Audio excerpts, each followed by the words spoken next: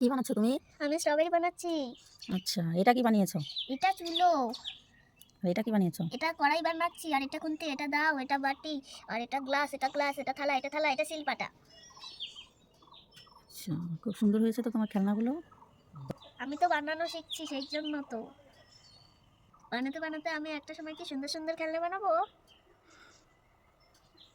তোমার এই মগে কি? জল আছে, তোমরা চাইলেও বাড়িতে বানাতে পারবে। আমার মতো খেলনা যদি তোমরা বানাতে চাও তাহলে এইভাবে শিখতে পারো।